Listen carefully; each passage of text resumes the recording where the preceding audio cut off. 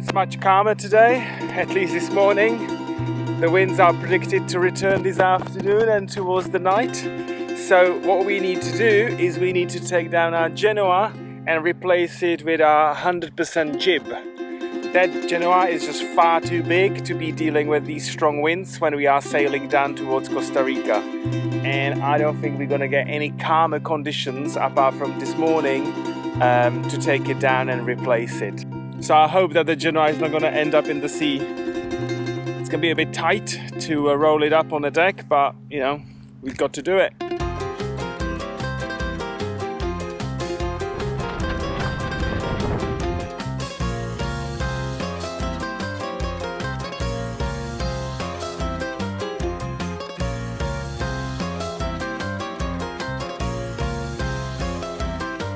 Thank you for your contribution.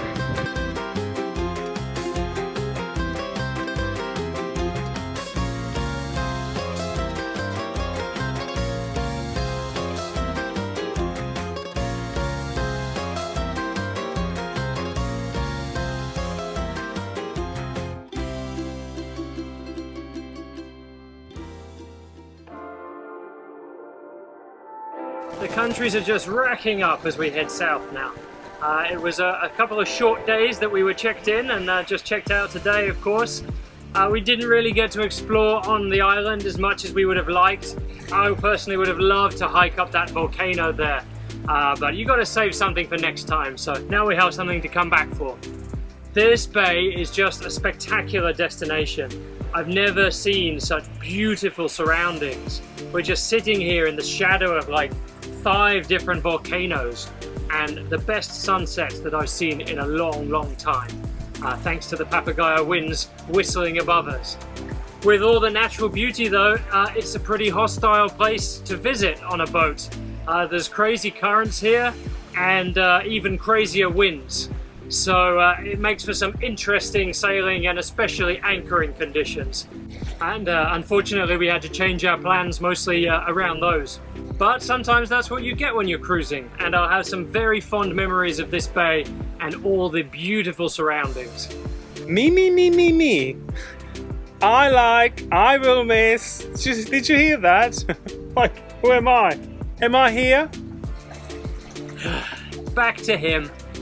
Now all that remains is for us to spend the night in the lee of this volcano ahead of us and wait for our window to cross the notorious Papagayo zone. We're a little bit nervous to say the least about this crossing, so I'm not sure how much sleep the captain's going to be getting tonight. Well, I'm definitely not gonna miss all these freaky winds every afternoon. It ruined our plans. We couldn't really do what we wanted to do. So we were pretty much boat bound apart from the first day. It's a lovely bay to be boat bound and just enjoying the vistas all around.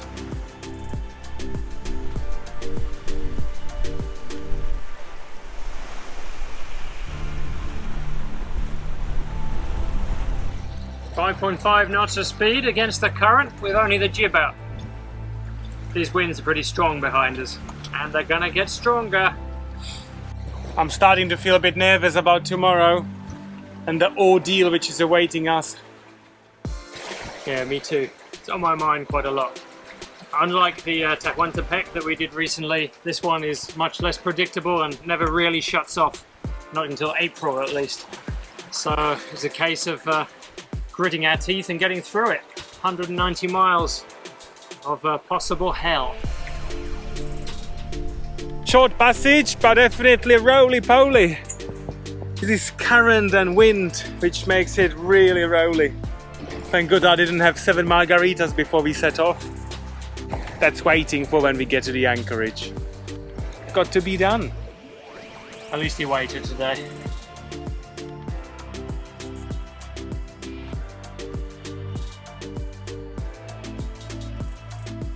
Last minute repairs. I forgot to stitch up the broken zip on this Dodger. So the first 30 knot gust that hits it, it's going to take this panel right with it. You're going to see the first mate clinging on to the rest of the Dodger like Mary Poppins.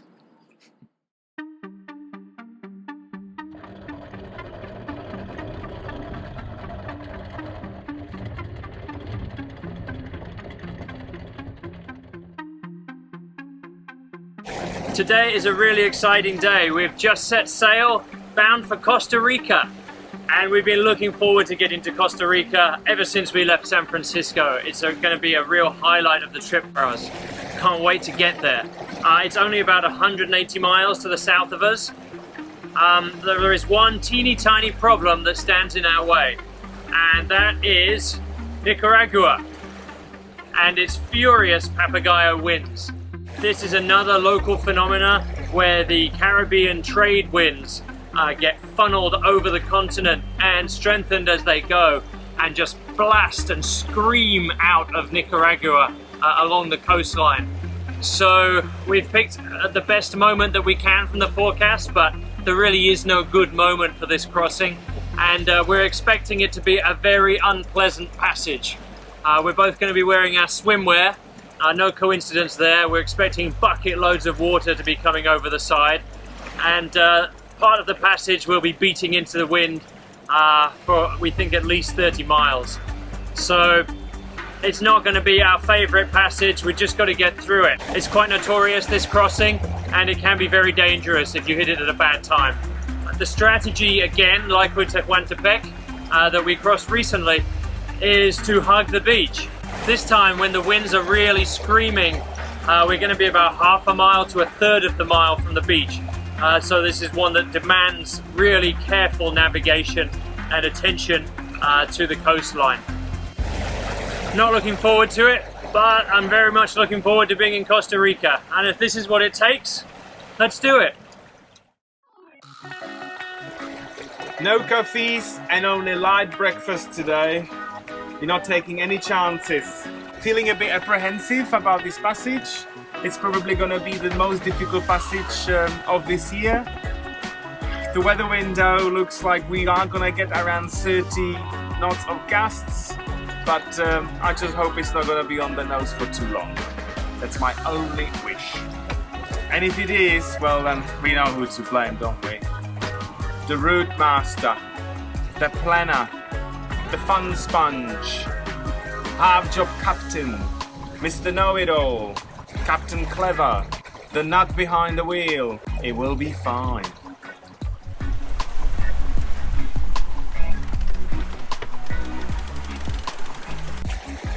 It's neck and neck, and Boundless are trimming, so I've been told to trim as well.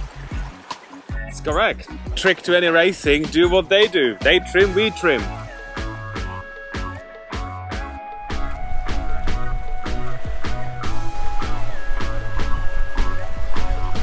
I always said Boundless sailed 3 sheets to the wind. There's your proof.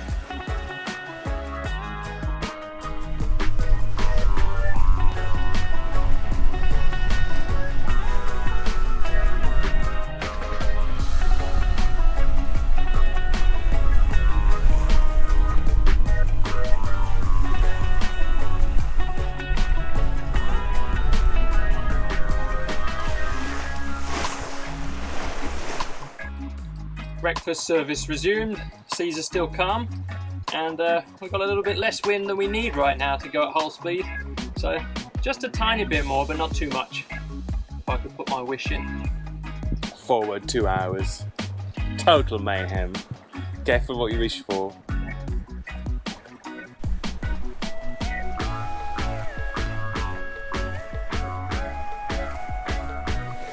Well, the Nicaraguan Navy is 3 miles away. It seems they are hovering there. We can't see them on AIS, but if they have a receiver, they can surely see us. Hopefully they can see our 2 pleasure crafts and leave us alone. The last thing I need is to get boarded by Navy while we are sailing. Winds are picking up. Once we round up this point, I think we're gonna get it on the nose. Preparing our emergency courtesy flag here. There's a Navy boat that we just spotted 3 miles away from us patrolling the waters, and we've heard that they stop cruising boats and give them fines if they don't fly a Nicaraguan courtesy flag.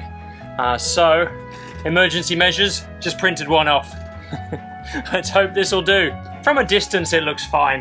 That's our policy on Bohemia anyway. Fake it till you make it. Any other official documents anyone needs, just come to us. Well, let's hope this is gonna work out, if they do make the approach. How could it not? Looks perfect. It's a homemade special. I knew the printer is gonna come in handy. Hey, welcome to Nicaragua! I feel like I should be singing the national anthem right now. Need to download that next. Well, beggars can't be choosers. I think it looks quite good actually. Pick up a national anthem, quick.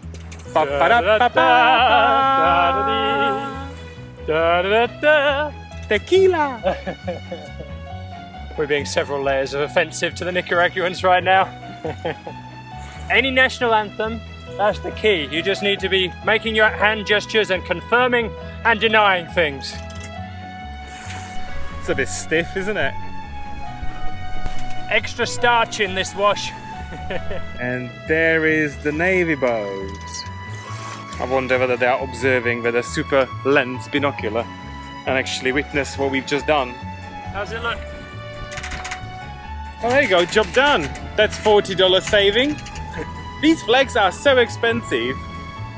We didn't think you have to buy one if you're transiting the country anyway, but that's a lesson for next time. We may actually start doing this on regular basis and save $40 on courtesy flags. The Mexico ones lasted about 3 months on average, and after the wind we're going to see today, I think I'm going to need to print a new one tomorrow.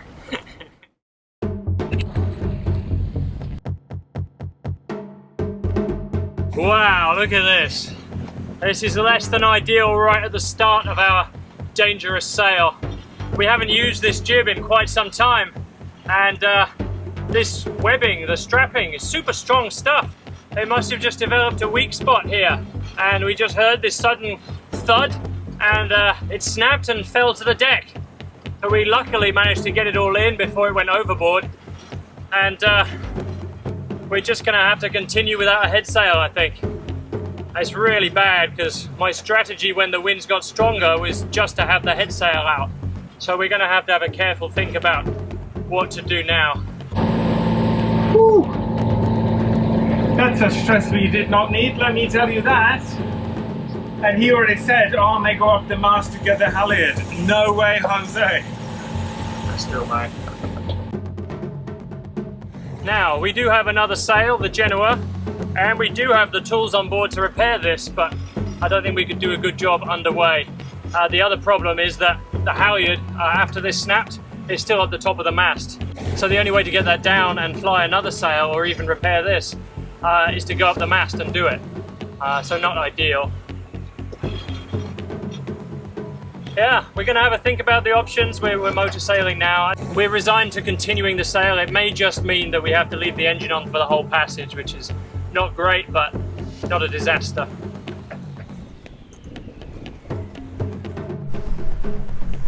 So the cunning plan is to hoist this up on the spinnaker halyard with some kind of slip knot so I can loop over the furler which is stuck at the top of the mast. And then I give it a sharp tug, close it up around the furler and pull the whole thing down. He practiced that knot on my neck. Wasn't very comfortable. Now I know it works.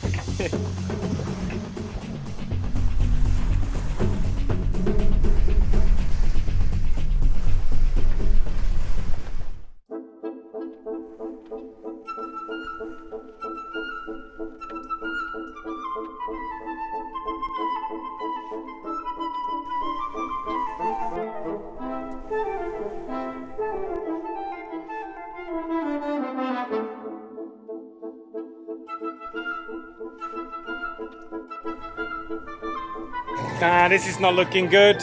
He's been up there by the mast for about an hour and a half, trying different techniques to try to lower the halyard, but no luck. I really don't want him to go up the mast here in these conditions, so we may need to motor sail it just with the main.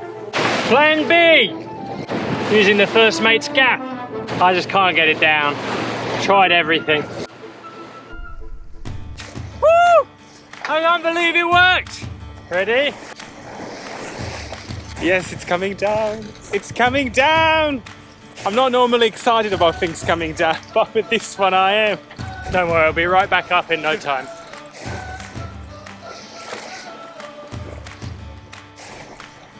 I have to give it to the captain. Isn't he clever? Careful or I'll gaff you. That could work to bring in the first mate's next big catch, right? Just put it the other way up, haul it out the water. Looking at the damage, there is no way that we can actually repair this on the way.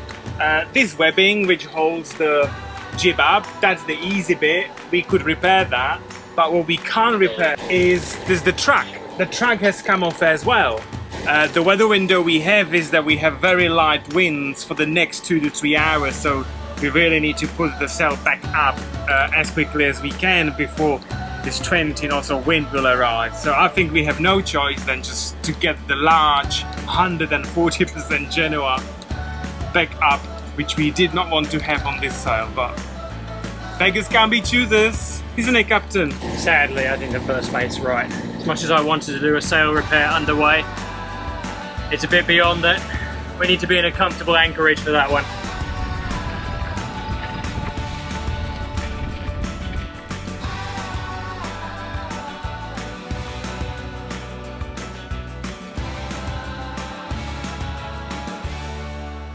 Oh my god, that was more than we bargained for in the first few hours of this sail. And we just know the conditions are going to get worse from here. And in many ways it's good that this happened early on. I just really hope that this is our dose of bad karma over and done with. Yeah, who is sitting there behind the TV not wishing us well, eh? Karma will get you, let me tell you. I'm sending it right now. I'm radiating. Good job, guys. Well done. Because whoever it is, it's working. You bought the voodoo dolls from the Sail in Bohemia store, didn't you? Admitted that you have a voodoo doll of Pedro. I really need to make some of those, don't I? That's an excellent idea. And in this week of sailing Bohemia, Pedro is no longer. Pedro gets a sharp stabbing pain every time he disses the captain. It's been invaluable having Boundless right next to us helping us out here. They slowed down when we told them we were having problems, and they got some great cameras on board. So Rob Boundless, no. So, oh dear, I got distracted. So they sent us a photo on WhatsApp of the problem at the top of the mast, and that was really, really invaluable to help bring it down and decide what to do with the gaff. Boundless, Boundless, Boundless, Boundless. Thank you so much. We're sailing again, and it's all down to you and your help. We're very much appreciative of your high-power zoom lenses. I'm not normally excited about things coming down, but with this one I am. You know, as I say, alcohol is the answer. Special thanks in this episode go to all of our patrons for putting the wind in our sails and bringing them crashing right back on deck. Thank you so much, and here's to all of you. Champagne for everyone. If you enjoyed this episode, then please don't forget to tell YouTube all about it by commenting, liking, and sharing. See you next time.